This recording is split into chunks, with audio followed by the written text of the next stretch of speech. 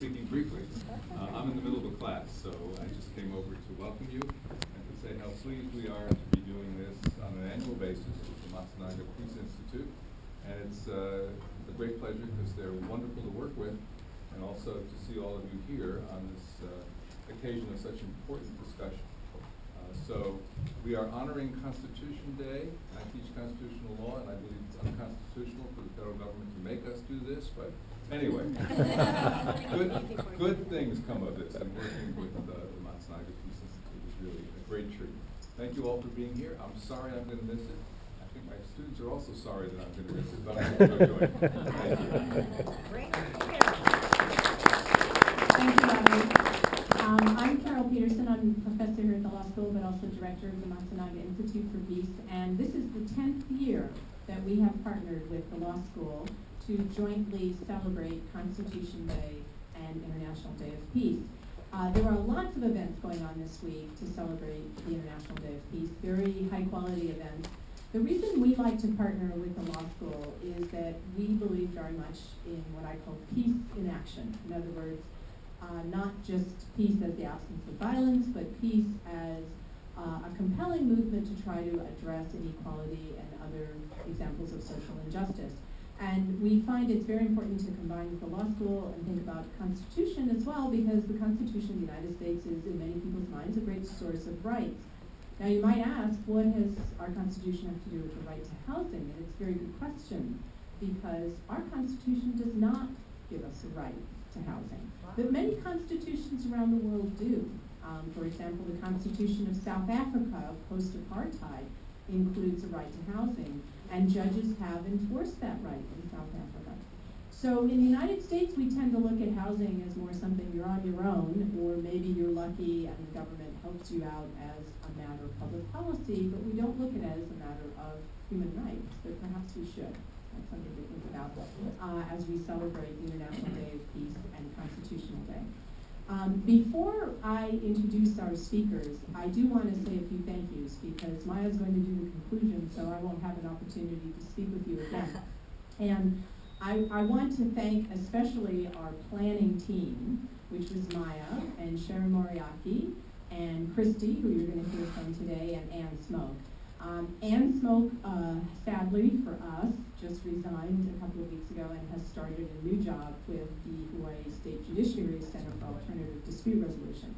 She will do a fabulous job there, and it's an exciting new career for her. Of course, it's very sad for us. And I joke that this event is going to be the test of whether we can survive life without Ann. But I do want to thank everybody who has stepped up to really help. In addition to the planning committee, Jose has been wonderful, John Matthew's been wonderful, Jen at the law school has been great. Everybody has helped so much. A lot of our student volunteers have helped. So it may not be as perfect as it was with Ann, but we think we're going to be able to put on a great program for you today. So this is our plan for today. First, we're going to have a keynote address by Jun Yang, and I'm not going to go into detail on his bio. It's in your program, and we've agreed we'd like to put the bios in the program so that we don't have to take away too much time from the speaker's time. But I think you'll agree he has a very impressive resume and a great deal of accomplishment in the area, particularly of trying to fight for the right to affordable housing. He's going to speak for about 10 to 15 minutes, and then we'll have a brief period of Q&A if you have any questions that are burning that you'd like to ask June right away. And then I'm going to hand over to Christy McPherson, and she is going to be the moderator of our panel discussion, and there will also be a Q&A period at that time. So with that, I'd like to welcome June to the podium.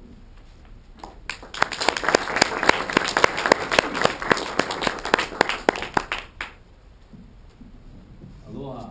Aloha. My name is Jun Yang. I'm the Executive Director for the Mayor's Office of Housing. I appreciate it's an honor for me to be here to be able to speak with you all today. A little bit about me, it's in the bio, but I was a community organizer before I came to Honolulu, and that was part of the reason why I got to come to Honolulu. I was door knocking public housing for a project it was a part of the organization Faith Action for Community Equity. They had asked me to come over for 3 months And in that short amount of time, the whole economy tanked. And during that door knocking campaign, we were knocking on all the public housing doors across this island, on Maui and the Big Island. I think I got to knock on about 4,500 doors in 3 months, and my largest meeting was about 350, 400 people. So it was an interesting short time that gave me the opportunity to stay here in Honolulu and get to work on affordable housing and quality of life issues for our community. So I have a unique perspective coming from, I think, from the ground up, rather than from a position of just policy, talking about policy all the time and saying, I think from this perspective, this is what you should do. I like to listen from the ground and see what it is that we need to change within our communities. And I was really, I was really honored when Mayor Caldwell said, would you come on board as a part of the administration to be the executive director for the Office of Housing. I don't know exactly what you'll be doing, but you'll be doing something good for the administration. And I was pretty excited to say yes at that time. So I do want to say that I had an opportunity to shake President Obama's hand, and I got to work for an organization that he was a part of for a number of years in Chicago called the Gamaliel Foundation. Our organization here was a part of that network. And so I hope to give a little bit of that. He is a great son of Hawaii and a great leader from the ground up, I believe. So with that, let me come to what we're talking about today. Compassionate innovation. Now, when we look at this term, what I think about is with innovation. I think it really comes with knowledge of what the issue is about. That's where you really need to know. But then you have to come back around with new eyes to see how you can approach that same problem.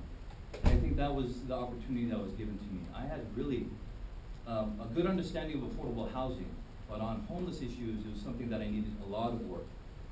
So I also had an opportunity to go out to networks, and I got the okay from our mayor to do so, to go out to other networks and find out what they do, learn from best practices across the nation.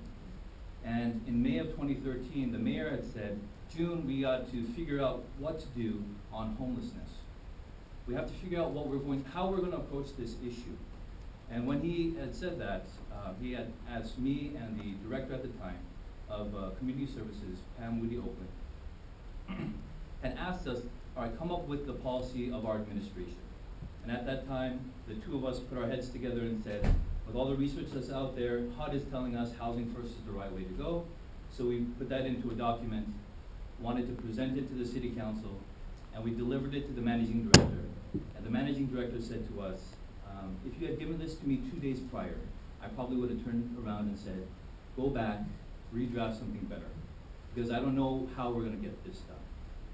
But the mayor was at the U.S. Conference of Mayors, and there he sat down with the assistant secretary for the Department of Housing and Urban Development.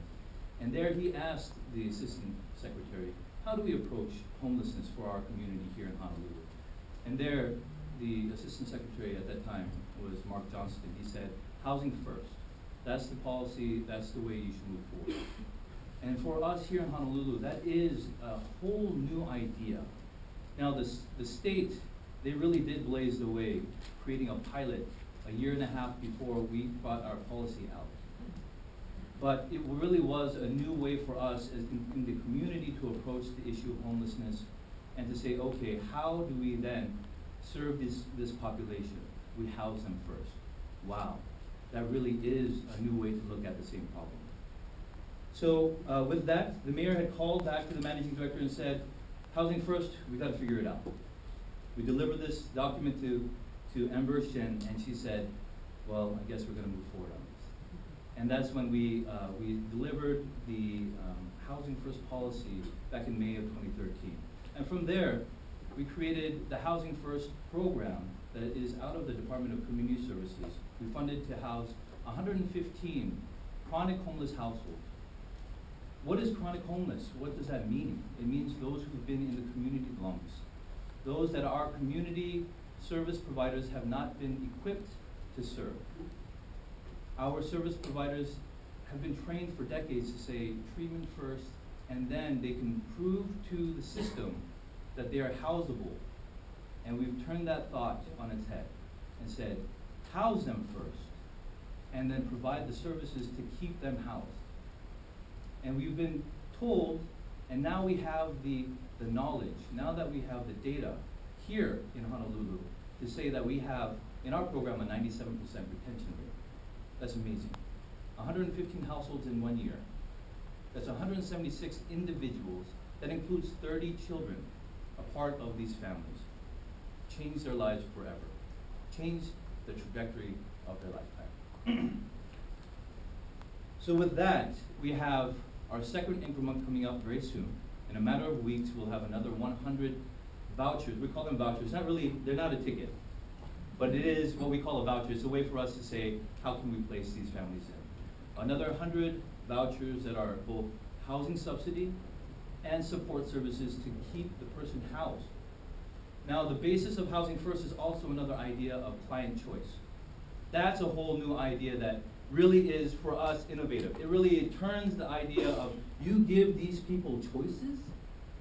You can't just tell them to go somewhere? No, we actually know that the success of the program is that the client has the opportunity to make decisions for themselves too. And it's a part of the partnership. So the client choice is a base part of it. We have a third 100 voucher increment soon to come out, hopefully before the end of the year. And we, in the city, will have 315 vouchers. Together with the state, we should have nearly 500 vouchers for our island here. Really have changed the way that we have approached this. Now, let me just stop by saying, it's not just the cities that's doing it. We are funding it. It is our community service providers that are actually doing the labor. They are the ones that know the clients the best. They are the ones that work every day tirelessly, 24 hours a day. That's what the contract requires. So we've changed the way that we've approached serving our population here.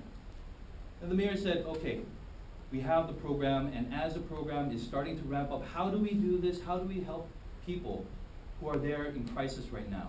And we created a program on Sand Island called Hale Maliola. Now, under a lot of controversy, a lot of people were on two sides of the issue, but we moved forward with a lot of input from what is happening across the nation.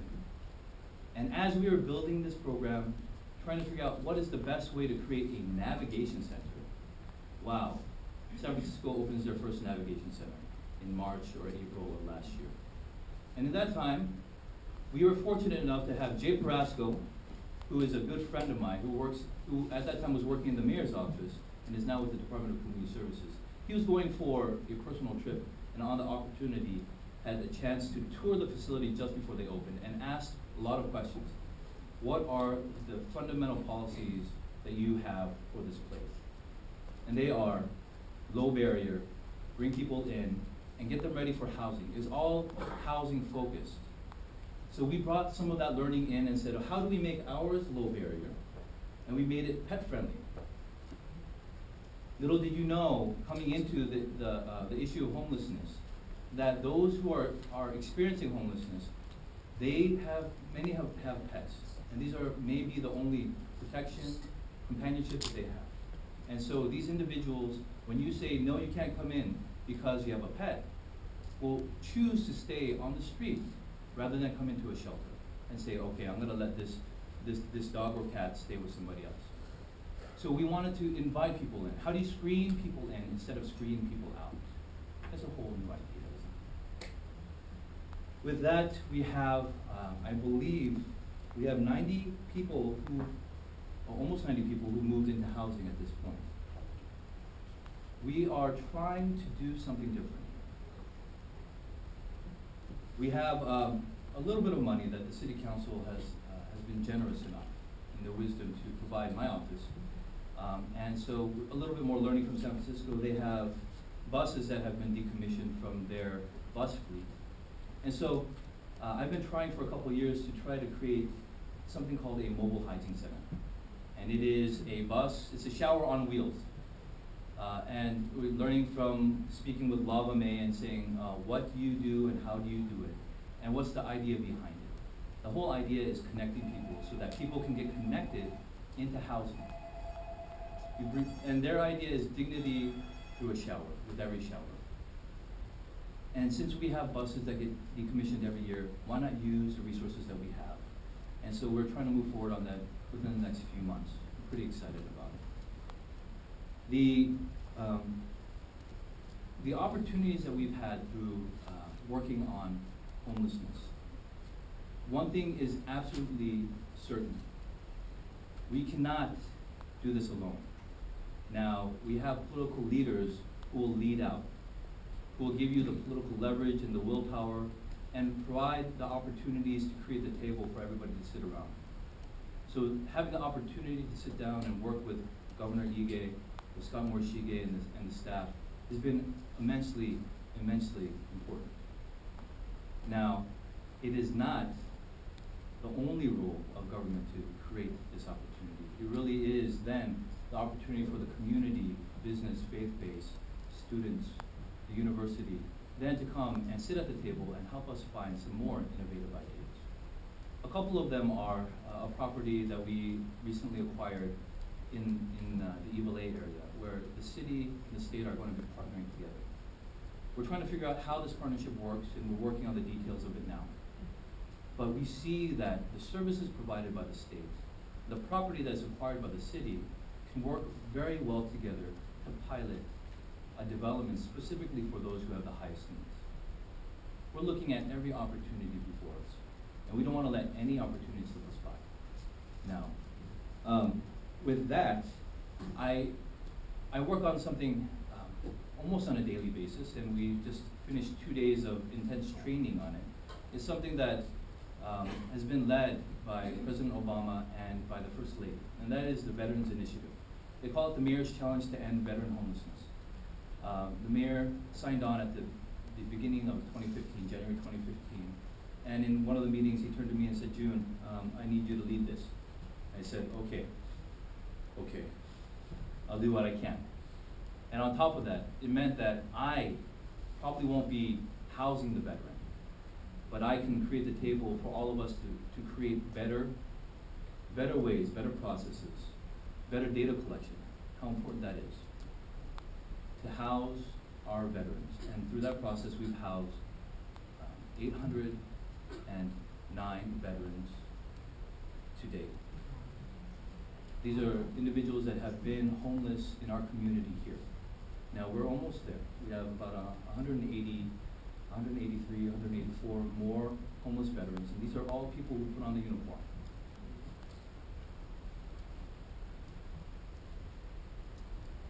And that collaboration with our nonprofit, with government, and with active duty military at that too, has allowed us to house these individuals. And now, the landlords have been, in the beginning, first very they were very scared, saying, okay, we put a homeless person in my unit and it won't get destroyed. No, it won't. Part of it is because the case management that goes together. So it is based on the Housing First philosophy of providing housing, the housing voucher, and the supportive services to keep that veteran housed. So that person is no longer considered homeless and is now a part of the community, completely integrated into the community. So you've heard a lot about housing and homelessness, but it comes down to the root of it is we need more housing to have less homeless individuals, right? Those experiencing homelessness experience homelessness because the housing available to the rest of us is not available to them. So we do need to find that solution. More affordable housing through creation of more affordable developments, more opportunities for nonprofits and for-profits and for the community to get involved as well. So with that, I want to close by saying I challenge you. I challenge you to find an opportunity to participate, to be a part of that solution. And with that, I'm going to give you my phone number. It's not my home phone number. It's my office phone number. And I do answer the phone and I do respond. It's 768-4675. 768-4675. I'll also give you my email address, JUN. That's my personal. Okay. Oh, I could be a teacher. Yes. Sure. All right. My email address is jyang@honolulu.gov.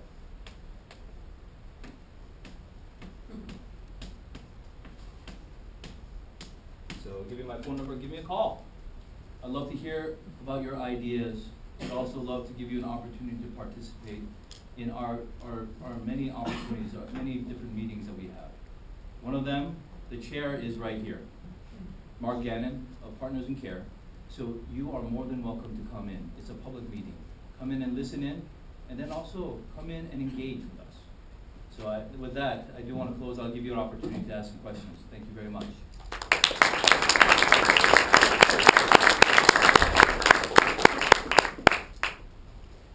Do we have a rotating mic? Maybe not. All right, that's a white. Yeah, that one. Do we have any questions? Would you? Yes, in the front row, Maya off to the right there. Hi, my name is Richard Bradshaw. I'm a psychologist. That comment that you made on giving them the opportunity to choose struck home for me, because what that does is it gives them a feeling of empowerment. Absolutely. And empowerment is something that they have lost almost totally in homeless. Are there other ways in which you empower these people, the homeless people, other than this?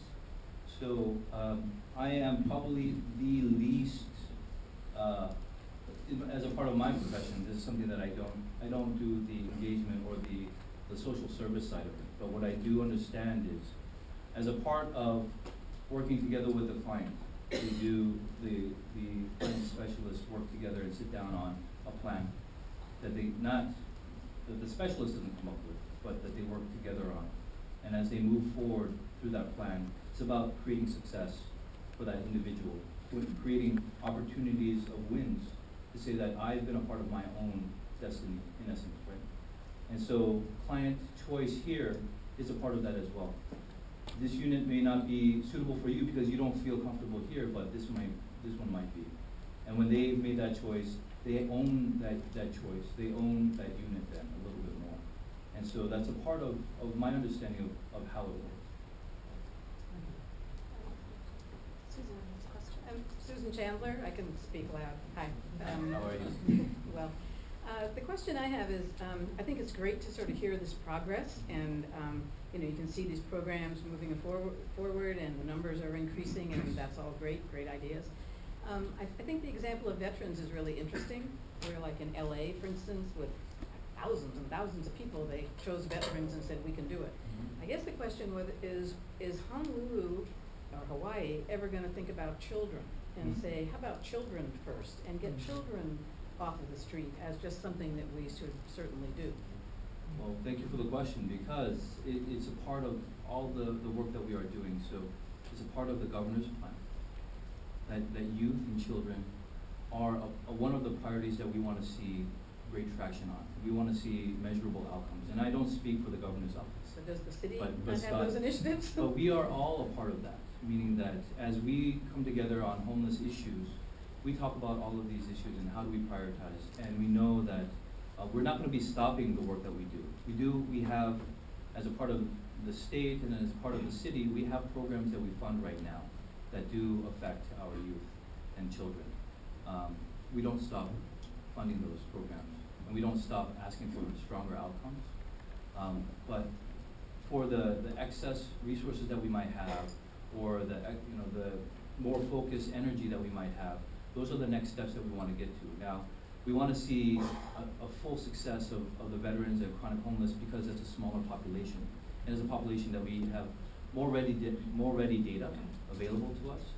When it comes to our youth population, it's a hard population to really come and find the true data behind. Because I'm thinking of children in families. Oh, yes. You got 4-year-olds on the street, and we shouldn't have that in our state. And that is a priority for our community, and especially drawn out through the state's plan. I think one of our panelists had his hand up. although you're going to get to speak more. Yes. If there's a quick I don't want to something speak out you of wanna turn, but I just want to highlight one of the innovations that has come out of that very specific issue.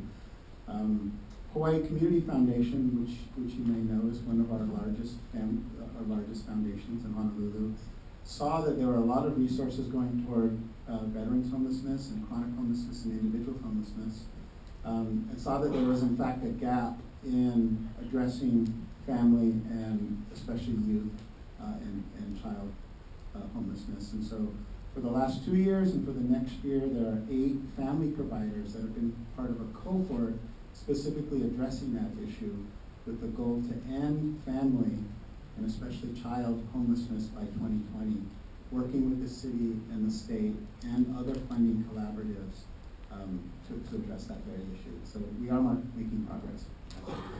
Maybe one more question in the second row.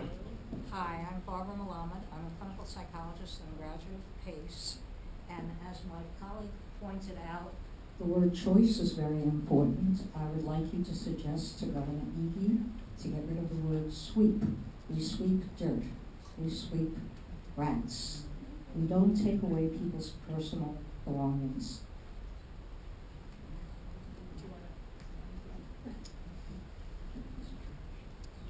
The word sweep is very controversial. It is a very controversial term. Enforcement in our community is one of those issues that is very controversial.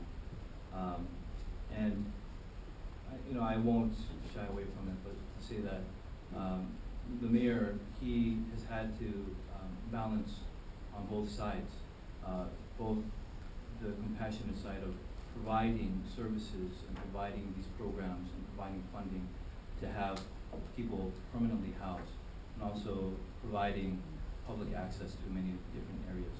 And as a part of that, there have been selective areas of enforcement that we have done. And one side that we have to continually work on is the compassionate side. And it's the side that I believe that the mayor and the governor are working hard to make sure that we build up a stronger system, a stronger foundation, stronger collaboration, better data, and better implementation across the board. That really does mean that all of our partners are at the table with us doing this together. And we can, like I was saying before, we can provide that table. We just need people to sit around it. All right. I think then, if we don't have any more questions right now, I'm going to thank Jen. Thank you very much.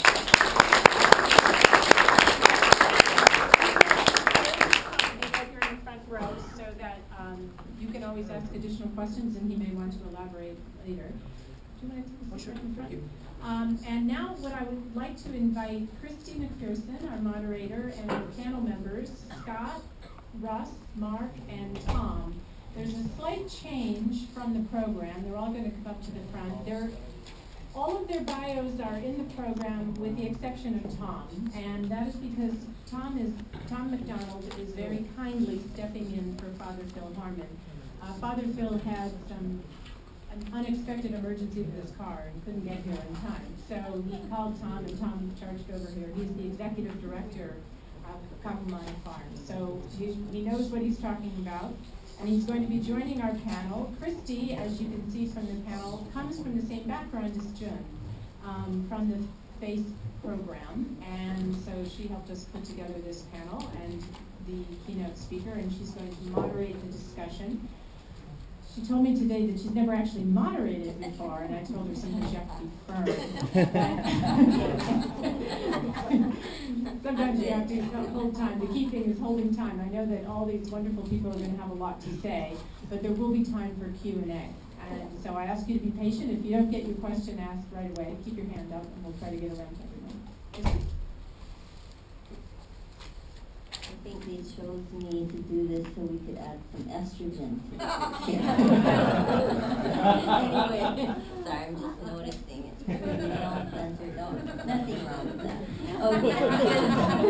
These gentlemen, aside from Russ, who I just met, These gentlemen are very, very experienced and have a wealth of knowledge and a lot of innovative ideas to share with us. So I'd like to introduce them as we go down the line. So Tom McDonald, he's the Executive Director of Kapumana, Transitional Housing and Farm.